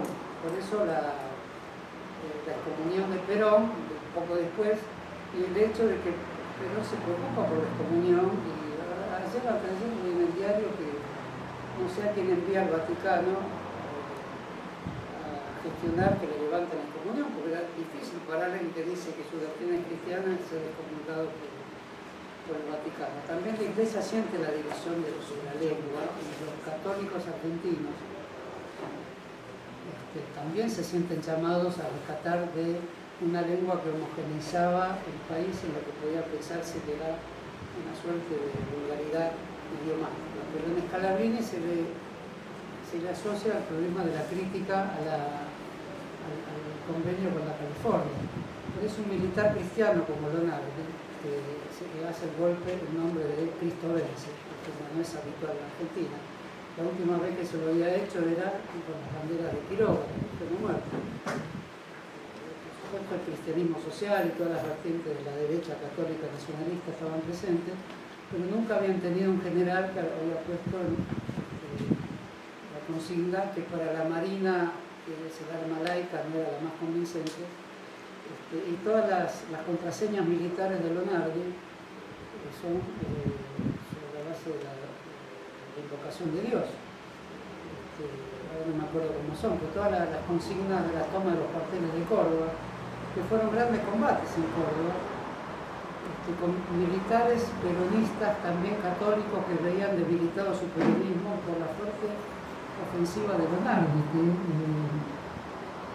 que la consigna de Cristo Vence, que la consigna fundamental, debilitaba mucho al nacionalismo peronista laico. Al punto tal de que muchos militares de Córdoba, que tenían mayoría militar, mayoría de armamento y de tropas, se rinden ante un Lonardi al que le creen lo siguiente: que estaba dispuesto a morir. Y tampoco era habitual en las revoluciones argentinas del siglo XX estar absolutamente dispuesto a morir. Y un militar como Lonardi, que viene a escalar cierta clase de nacionalismo popular sin Perón, por eso no clausura la CGT, no prohíbe el peronismo. No prohíbe el peronismo, y sí se expresa en contra del acuerdo con la California. Ese es el tema muy fuerte. Por eso Valle no se insurge mientras está Lonardi. Valle hace la revolución contra Aramburu. Bueno, creo que esto lo saben, me digo de nuevo, pero me pone un poco la piel de gallina, porque son los entretelones de una compleja historia nacional. No podemos hacer cortes tan fáciles. Y ahí Scalabrini comienza a ver con interés a Frondizi, y con mucho más interés lo ve Jauretche. Jauretche llega a tener una revista que Frondizi la unión de las dos líneas de civilización y barbarie y la redención criminal de la Argentina. Jauretche llega a festejar el fin del mito de Perón, porque, para decir la verdad, Perón les tenía las pelotas por el suelo. Perón les tenía las pelotas por el suelo. Con Jauretche se había peleado fuertemente, lo cuenta Galazo en su biografía de Jauretche también. A regañadientes le permite la dirección del banco de la provincia por la intervención del Mercante, pero cuando termina la gobernación del Mercante, toda la vieja forja estaba con Mercante. Tema de actualidad, del cual pretendían que fuera el próximo presidente. Perón clausura esa posibilidad con la reforma constitucional. De modo tal que toda forja pasa a tener una posición ambigua frente a la revista cultural más importante de la Argentina, la revista Cultura, dirigida por un forjista de la provincia de Buenos Aires, también es clausurada. Hay un tema fuerte ahí entre Forja y Perón. Yo prefiero ponerlo como un tema de diversidad y heterogeneidad de lenguajes. Ese es un tema muy fuerte. Cuando aparece Frondizi, Nacional Popular, autoabastecimiento de petróleo, toca un montón de temas a los que le agrega la inversión extranjera, y ahí Scalabrini es un tema fuerte, ese Scalabrini, trata de convencer a Frondizi de que se levante toda exclusión del capital de naturaleza norteamericana, o sea, la ESO, y que siga la interdicción sobre las empresas británicas, a las que considera, en un artículo que escriben, que el imperialismo principal, todavía Inglaterra, y habría que ver si es cierto, si Estados Unidos ya no era después de la guerra el imperialismo principal. Scalabrini piensa que se había dedicado toda la vida a estudiar a Inglaterra, piensa que, igual que Jauretche, que toma el cipallo del servidor indio de la fuerza militar inglesa.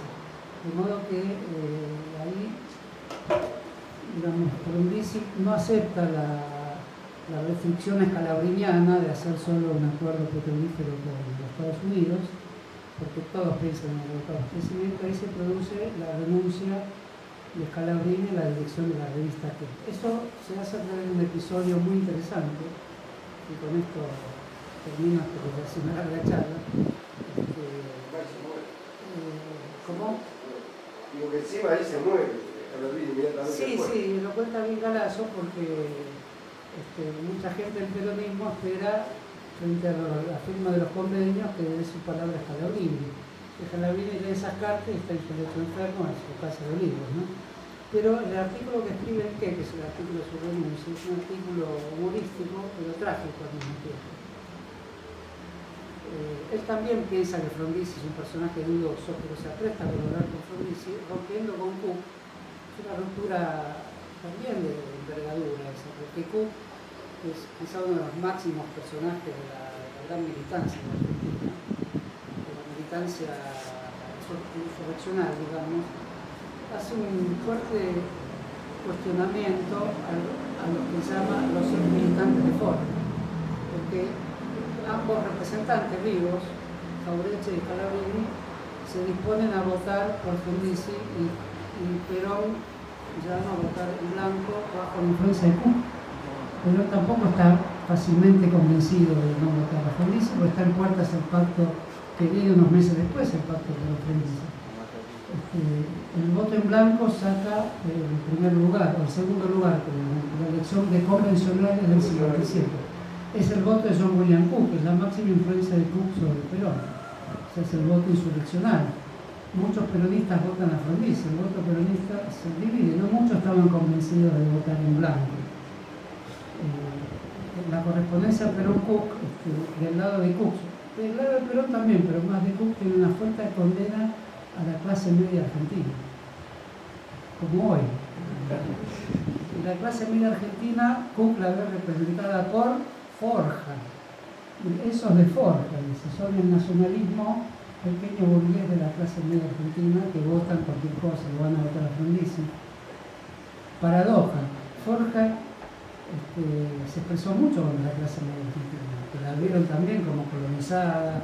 La colonización pedagógica estaba en la clase media argentina, si ven Jauretche se desdice un poco en el medio pelo al final. Pero la clase media no era el sujeto social de Forja. Medio pelo. No, pero ¿qué le dice Cook? Que Forja es la clase media argentina. Miren hasta dónde lleva Cook la discusión. Y Perón se reconcilia rápidamente con Scalabrini, escribe aquella carta que mencioné. No le escribe a Jauretche, Jauretche está realmente enojado con Perón. La situación llega al punto de que Scalabrini va a la isla de Miricuí a volverse ingeniero agrónomo, a medir tierras en Miricuí, ¿no? Porque dice, no quise sentirme tentado por el golpe de Estado, o sea, él no participa en el 55, pero podía ser tentado, es decir, pertenecía a un ámbito donde podía ser hablado, porque se veía lo complejo que era el lonardismo. O sea, el lonardismo era un tipo de nacionalismo que cuestionaba los convenios petrolíferos con una sucursal inglesa del petróleo. Para terminar entonces, Scalabrini escribe este artículo, dice, degradación de los generales Aramburu y López. Y son 3 páginas de la revista aquí que les recomiendo que lean, Es uno de los máximos artículos satíricos pero trágicos de la Argentina. Y dice lo siguiente: Frondizi acababa de nombrar tenientes generales, subir de grado a Rojas y a Aramburu. Frondizi que empezaba ya. Frondizi tampoco es cualquier cosa. Frondizi escribió un libro tentativamente marxista, escribió Petróleo y Política, en un personaje que la izquierda lo tenía como personaje aliado. Era un intelectual de cierta importancia, era un personaje que también se vio envuelta en una promesa, y no desdeñemos que fue capaz de atraer a Scalabrini y a Fauleche, y que pensaba que él tenía que heredar a las masas peronistas. Una persona que piensa eso no es cualquier persona. Muchos pensaron, y no sé si hoy también. O sea, el que piensa eso y tiene algo con que hacerlo, no es cualquier persona. Pero Frondizi empieza a desdecirse muy rápidamente hasta que atrajo a los hermanos Viñas, a la revista Contorno, a León Rossini, a Noé Ciclí, a Ramón Alcalde, los grandes intelectuales de la izquierda de la época. Atrajo a mucha gente de Frondizi. Cuando se dice la traición Frondizi, fueron esos intelectuales los que dijeron, no fue Perón, fueron los Viñas los que dijeron la traición Frondizi. Scalabrini no lo llega a decir, pero dice lo siguiente: como sea llevado al grado militar superior a Aramburu y a Rojas, voy a contar la historia que me es pertinente respecto a estos dos militares, que eran los golpistas liberales, no eran Donaldo, que había muerto poco tiempo antes. Yo, durante la época de Perón, fui, esto me dije, lo dice Scalabrini, fui alguien que hizo revistas que fueron clausuradas, que hice propuestas que no fueron atendidas dentro de un acuerdo general con la marcha de los acontecimientos. Aramburu tenía permisos de importación de coches, Rojas también, los dos recibieron la medalla de la libertad, eran personajes del régimen, y yo y muchos otros intelectuales éramos personajes que estábamos al borde del régimen o nos conteníamos por no pasar a la oposición, porque sabíamos que las masas populares apoyaban el peronismo sin estar de acuerdo con muchas de sus medidas. Miren la dimensión que tiene esta reflexión. Ahora, cuando cayó Perón, somos nosotros los que salimos en su defensa. Fauleche lo hizo de inmediato con la crítica previa, con el retorno al coloniaje. Somos nosotros los que salimos a criticar a los golpistas de hoy, que fueron los favorecidos de ayer. ¿Quiénes tuvieron la medalla de la libertad? Rojas y Aramburu. Y esa acusación tremenda. ¿Quiénes tenían los permisos de importar automóviles baratos? Todos los generales, almirantes. Entonces, retrata un poco la tragedia de su vida intelectual.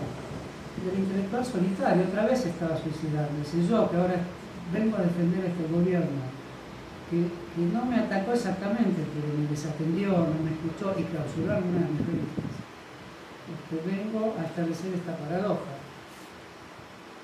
Voltean gobiernos populares personas que pertenecen a su seno, personas que son favorecidas por los gobiernos populares, personas como estos dos generales de opereta que tuvieron todas las prebendas del régimen, y como lección austera, casi estoica, del intelectual que ve tocar el cielo con las manos, pero de repente cae otra vez en la gran tentación de suicidio o del hecho de sentirse incomprendido, dice, heme aquí otra vez en la senda de la oposición a un gobierno que conmemora estos dos traidores militares, y nuevamente yo tengo que decir mi palabra, que es la siguiente. Artículo primero: degrádase a la condición de pollos pelados a los ejes generales Aramburu y Rojas. O sea, es un artículo tremendo donde es la vida paralela del mundo intelectual y de los militares golpistas, y termina con una humorada que los degrada a pollos pelados. Eso sale del último artículo que publica la revista oficial del frondicismo. Cuando Frondizi leyó eso, es un loco. Los degrada, dice yo, ciudadano, cédula de identidad, como Walsh cuando firman la carta a la Junta con la cédula de identidad. Yo, cédula de identidad tal, ciudadano en uso de mi soberanía individual. Volví a ser recortado sobre la multitud un individuo. Los degrado y los convierto en pollos pelados. ¿De dónde sacó ese humor? Porque era un hombre agrio. Hay una afirmación de él saltándose en una valija con las hijas, que no lo revela como un hombre agrio, pero en política era como algo así como el divino amargado. Es un poco la tragedia de los intelectuales argentinos, me parece. que él intentó conjurar acercándose a los movimientos populares, y cuando vio que los movimientos populares no tenían su hechura, tuvo el rasgo último de profunda dignidad de no oponerse a ellos. Uno puede decir, qué raro este personaje, se fue a una isla desierta para no ser tentado, pero eso hace a la complejidad de la vida militante argentina. Me parece que sin estudiar o reflexionar o pensar sobre estos temas, también es muy difícil participar a pleno en estas, para decir lo último, en las difíciles jornadas que se avecinan en la Argentina.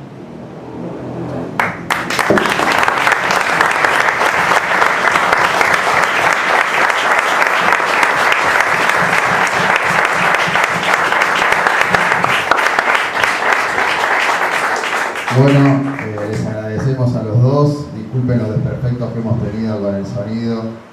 Sabemos que la ciencia y la técnica, bueno, en este momento nos falló. Pero bueno, esperemos tener una charla muy interesante y muy enriquecedora, que abrimos a preguntas a quien quiera formularlas o a puntos de vista, siempre y cuando tengan mesura con los tiempos. Bueno, abrimos el micrófono para quien quiera formular alguna intervención.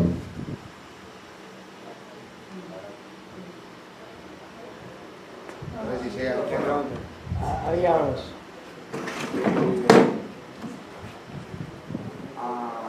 Lonardi era enemigo personal de Perón, porque heredó un despelote en Chile.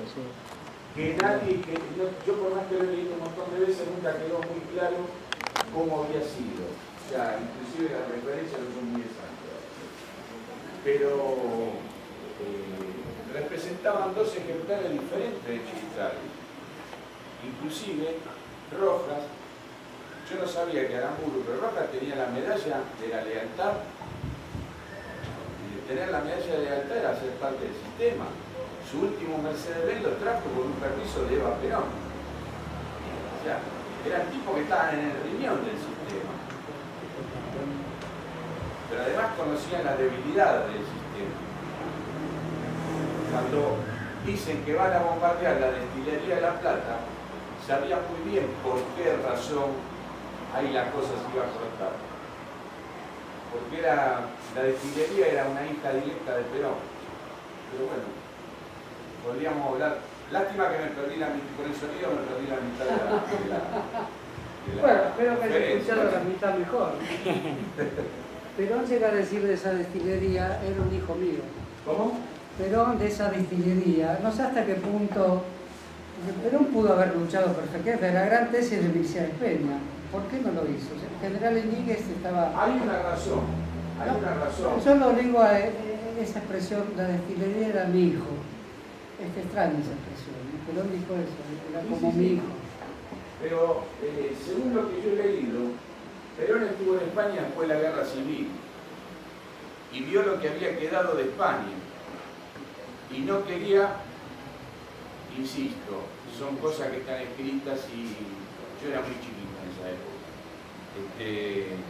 no quería que se produjese un baño de sangre, porque realmente lo que pasó en la Guerra Civil Española fue terrorífico, ¿no?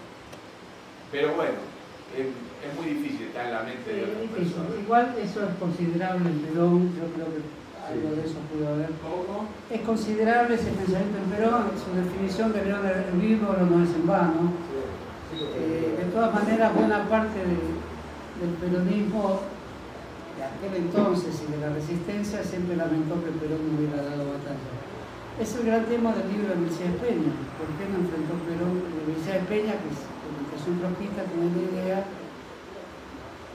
por supuesto no de que iba a haber un baño de sangre, sino de que a través de un sector militar que tenía condiciones de derrotar la insurrección, pero la insurrección era muy pequeña, estaban decididos a morir, nada más, es que eso te hace muy fuerte, si estás realmente decidido a morir. En cambio, los burócratas militares peronistas no estaban muy decididos a morir.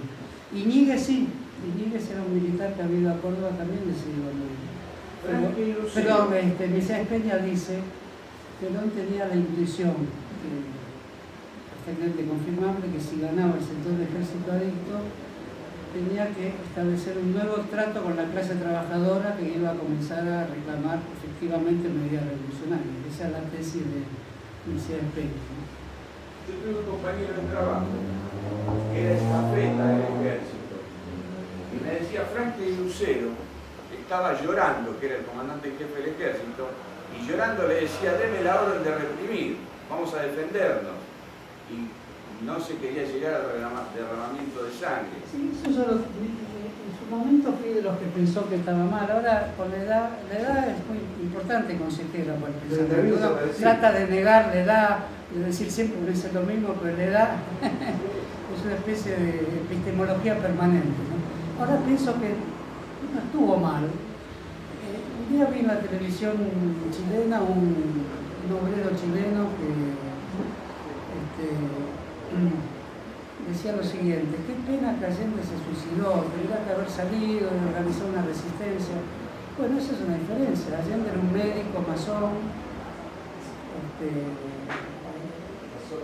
un socialista hasta los huesos, y tenía una idea que no era la idea de los largos tiempos de Perón, frases como el león herbívoro, y esas frases de la picaresca de Perón no eran propias de Allende. No podíamos pensar a Allende sin su suicidio, en cambio no podemos pensar a Perón con un suicidio, ¿no? Eso me parece.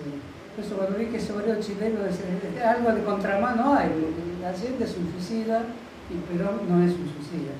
Y esos 18 años, por ejemplo, los grupos del peronismo como Guardia de Hierro, estaba todo prefigurado, era el cálculo, ¿no? Digamos que no hay cálculos en la historia, se dio así porque efectivamente hay una intuición fuerte que siempre tuvo Perón, que iba a haber una fidelidad en las masas populares, ese es el secreto de esos 18 años, ¿no? Y el secreto por el cual el peronismo se nutrió y le permitió una sobrevida importante de grandes núcleos de izquierda a partir de los años 70, que venían del trotskismo, del PC, de todos los socialismos, porque sin eso el peronismo hubiera durado menos. Por eso también hay que admitirlo, porque esa es el sol de raza del peronismo. Es eso. Al lado de... No, si está bien. ¿Por qué poner ese papel? No, pero está bien. Yo te leo, te sigo, la mitad no estoy de acuerdo, pero te sigo igual. El tema me gusta rico, ¿no? Hay en el ejército, por la lectura que tengo, hay un historiador militar que sigue esta investigación sobre por qué no resistió. Que parte de este supuesto. Yo participé de algunas entrevistas que para esta tesis militar hizo. Y eran los suboficiales que estaban con Perón en su custodia. Y la mayoría, todos los que yo estuve en la entrevista, decían que Perón tenía la convicción de que iba a ser derrocado un poco más tarde, un poco más temprano, como algo inevitable. Y que él... Y entonces este historiador militar considera, a partir de que de una primera experiencia, cuando pone precio a Balbín, lo hace jefe del radicalismo, Perón lo hace jefe del radicalismo a Frondizi, perdón, lo hace jefe del radicalismo a Balbín, porque lo pone preso, y lo anula Frondizi. Además, hay fotos de Balbín preso, o sea, fotos del sacrificio de Balbín. Para el radicalismo pasó a ser Balbín el gran candidato. Perón pareciera que él trata de elegir hasta su enemigo, porque lo considera inferior a ese, no a Frondizi, que en todo caso en esta interpretación diría es más peligroso. A Lonardi no lo pelea y lo pone a prófugo en Curuzú-Guatiá a Aramburu. Le da la victoria al que él quiere darle la victoria, porque tiene temor, dice esta teoría, de que después él no pueda elegir quién gana, el que le va a ganar. Nadie estaba fuera de servicio. Muy bien. Rodea a Córdoba. Nunca ataca. Tiene mayoría para ganarlo. Pero al único que le pone los cañones en serio es Aramburu y lo pone prófugo. Si gana Aramburu, es Aramburu el presidente. Si gana Lonardi, es Lonardi el presidente. Yo te hago presidente ahora. Esa estrategia Perón la sigue, elegir su enemigo y ponerlo arriba, lo pone para, aunque sea el tonto de Balbín, en relación relación a la importancia que ha demostrado tener Frondizi. Por supuesto, esto es dinámico y Aramburu luego lo saca a los árbitros meses después. Hay dos grandes batallas que nunca se van a entender en la historia argentina. Una es Caseros y el otro es el 55. En Caseros, Rosas abandona prácticamente la batalla sin haber muertos y sin combatir con un ejército que estaba en igualdad de condiciones y que podría haber ganado al ejército grande de Urquiza. Sin embargo, Rosas recibe una herida en la mano y se vuelve cansado a Palermo para irse del país. Y yo creo que ese cansancio de Rosas replica el cansancio de Perón en el 55. De un Perón que ya no tiene voluntad de poder, que no tiene vocación de seguir estando en el lugar que está, que en los últimos años se dedica a pasearse por la UES, se dedica a hacer cosas que no tienen mucha correlación con lo que había hecho entre el 48, que era el año maravilloso. Es un hombre que me parece que para mí está agotado en términos personales, no políticos. Lo que no significa que en el 58, 59 siga estando agotado. Lo digo que en el 54, 55 para mí Perón está agotado en términos personales hacia la política. Y me parece que a veces también hay que entender lo que tiene que ver con a ver cómo se puede decir, con el espíritu de los hombres políticos, ¿no? Si se quiere. Porque es cierto, Perón podría haber aplastado a la revolución como lo hizo en el 51. Perón podría haber incluso impedido que se atacaran las refinerías de La Plata. Sin embargo, él decide por alguna razón extraña que uno puede analizarlos en términos humanísticos. En términos humanísticos es preferible que no haya habido el derramamiento de sangre que prácticamente iba a sobrevivir al 55. Sin embargo, tarde o temprano el baño de sangre lo hubo, ¿no? En el 76, con otras características, con otros antecedentes, si se quiere, que no son exactamente los del 55, pero hay una relación entre el 55 y el 76. Y hubo 18 años de exilio. Yo no creo que en esta yo creo que nadie juega al billar a tres bandas en política. Esa cosa de pensar que me van a derrocar para poder manejar los tiempos de mi regreso, si es posible. En política es así, me parece que no es así. Yo creo que en las renuncias individuales hay que pensarlas más en términos de cansancio que en términos de conspiraciones o de cálculos y especulaciones de hombres sobrenaturales, ¿no? Yo creo que Perón estaba cansado. Por ahí es una explicación que no alcanza. Yo también puede ser, pero digo, esas entrevistas, por ahí es una oficiales explicación dicen que que no Perón le alcanza. regalaban las motonetas. Por ahí 3 meses antes de caer, ¿no? por ahí es una explicación que no es seductora para los militantes peronistas, para aquellos que creemos en que Perón es infalible como el Papa, pero si Ratzinger renunció, Perón tranquilamente podría haberse cansado de su gobierno, posiblemente hubiera preferido que su continuidad fuera un sector del ejército por su mirada incluso de hombre de armas. Hubiera preferido que su sucesor fuera Leonardo y no posiblemente un mercante. Por algo mercante lo cagó y eso también es interesante plantearlo.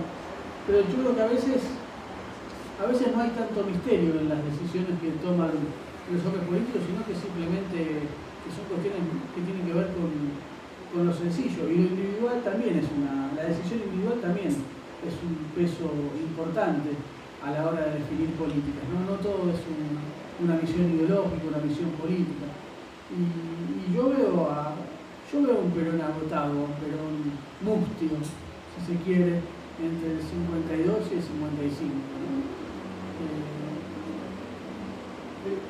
También se puede pensar en la cuestión de relación de fuerzas, digamos la idea que él planteaba de movimientos que se están resquebrajando por la iglesia, ya digamos, no apoya todavía para los temas que la apoya al comienzo. Entonces, hay una cuestión también de debilidad política que me parece que hace que Perón esté más cerca de tomar la decisión de irse y no quedarse luchando, entre otras cosas. No sé, porque en el 54 la elección a vicepresidente la gana el 60% de los votos. Por lo tanto, el apoyo que tenía de la sociedad era un apoyo que seguía siendo mayoritario. Yo no creo que Perón estuviera en una cuestión de debilidad. Sí estaba enfrentado, sí tenía discusiones con el movimiento de valor organizado, por el tema de la puja distributiva, por el tema de la productividad, pero no llegaba a ser incluso en términos económicos, el 55 es mucho mejor que el 52 y el 53. No creo que tenga que ver con una cuestión de debilidad en función de las propias fuerzas del peronismo, ¿no? Yo creo que se equivocó Perón, pero no porque por una cuestión humanitaria, sino porque fue muy costoso después los 18 años de proscripción, los desaparecidos en 1976, digamos, que es un capítulo que no está relacionado con el 55 como dije antes, pero sí que es un capítulo más de ese 55. En el año 52, además de morir Evita, se muere la madre de Perón y está el problema de Juancito Duarte. Y ahí, a partir de ahí vino la declinación de Perón, el asunto ese de quedarse en la UES, se juntaron varias cosas extrañas, el hecho de la chica esta, que ahora no me viene a la memoria el nombre, o sea, medio... Nelly Rivas. O sea que estaba, daría la impresión, pero daría la impresión de que era un hombre, que era un hombre entregado, cansado, porque a partir de ahí viene una declinación, y el libro lo explica muy bien, donde ya se preocupó menos por ir a la casa de gobierno, ya no estaba a las 6 de la mañana en la casa de gobierno. Está bien, pero igual en todo lo que estamos diciendo late la invisibilización absoluta de un pueblo, ¿no? Digamos, termina siendo una decisión librada a la absoluta libertad individual del líder. Y sí, y ¿no? el líder también tiene decisión. No estoy diciendo que no la tenga, pero... No, y es más, hay golpistas, concretos asesinos. Sin inhabilitar lo que estás diciendo, donde también la subjetividad de un protagonista de la historia, digamos, influye, ¿no? Pero bueno. No, pero lo que pasa es que la decisión del conductor. Sí, en el sistema. Claro. Sí, si Cristina hubiera dicho en el 2011 yo no me presento a las elecciones, por mucho que el pueblo quisiera que fuera Cristina no se presenta, no puede hacer nada. Si Perón no da la orden como conductor de vamos a combatir contra los golpistas, el pueblo no puede hacer nada. De hecho, los pueblos no hacen nada sin conducción. Creer que un pueblo es soberano por decisión autónoma y automática de una mayoría no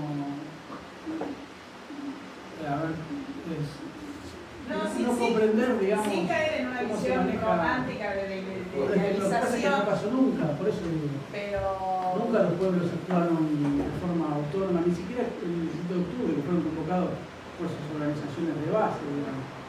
¿No? O sea, la idea romántica que el 17 de octubre es una toma de conciencia individual que se va sumando a... posiblemente el 19 de diciembre del 2001 fue una cosa así espontánea de la clase media porteña, pero... Una última reflexión, si me permite, de Scalabrini quería rescatar dos textos muy lindos, uno posterior a la caída del peronismo, que está en Bases para la Reconstrucción Nacional, y otro en ese texto, que es una compilación de textos, por lo general en Scalabrini no tenemos un libro hecho así de una como es Política Británica, y tampoco era un libro escrito, era una compilación de artículos que hizo en distintos momentos. Uno puede sentir incluso el paso del tiempo entre un artículo y otro en un mismo libro. Pero más allá de eso, dos cuestiones puntuales. En lo que era ese desasosiego de Scalabrini, esa sensación de que había sido apartado del proyecto nacional, de que no se lo escuchaba, es cierto, se clausuraba el lugar donde iba, se cerraba diario donde publicaba, y al diario de quien lo publicase, en la realidad. Él, sin embargo, dice que pese a la tentación de una opción golpista, incluso con las ideas que él sostenía, él decía que del otro lado no estaba el arcángel Gabriel, sino Federico Pinedo, así lo expresaba puntualmente Scalabrini, y una última reflexión de un hombre que en este libro, Bases para la Reconstrucción Nacional, caído el peronismo, decía, al peronismo se lo puede criticar. Él dice, se lo puede criticar, porque hay quienes lo critican por justa razón, y está bien, así lo plantea, pero el problema es que quienes lo criticaron terminaron siendo por sus victorias y no por sus defectos. O sea, tomando lo que decía Horacio, una persona crítica, creo que él pone eso porque decía, yo critico el peronismo. Él dejaba ese lugar porque yo hago mis críticas correctas al peronismo, pero en efecto, lo que vino después no era por sus errores, sino por sus bondades. Sí, la idea del hecho maldito expresada mejor por Cook con una figura literaria más fuerte. Le faltó llegar a esa idea hasta la última. Pero que no era un marxista como Cook, ¿no? Si bien, vamos a decirlo nuevamente, su teoría del imperialismo tiene mucho de la de Lenin también. En ese sentido es un balance entre el lenguaje de Marcelino Fernández y la teoría del imperialismo. Pues lo que decía Hernán, yo estoy de acuerdo también. Por supuesto, esa discusión que plantea vos yo la veo medio irresoluble, ¿no? Pero, medio irresoluble, pero... No, a ver, quiero aclarar sin caer en una cuestión de idealización romántica del pueblo, como si el pueblo fuese una señora que se levanta y se pone a caminar. Pero... No, a mí me gusta observar los fenómenos de liderazgo y de decisión también. Y, por ejemplo, tener las dos versiones del Eternauta. La primera es evidente, que Juan Salvo es un grupo colectivo, pero hay jefatura, incluso una jefatura militar, cívico-militar es la jefatura. Cuando Oestergel hace otras versiones, la que sale en el diario de noticias de los montoneros, ya intenta el hombre colectivo, que en el fondo era lo que tenía en la cabeza, es decir, el héroe colectivo, que esa historia quedó inconclusa, se llamaba la Guerra de los Santanes. Pero ahí los montoneros habían triunfado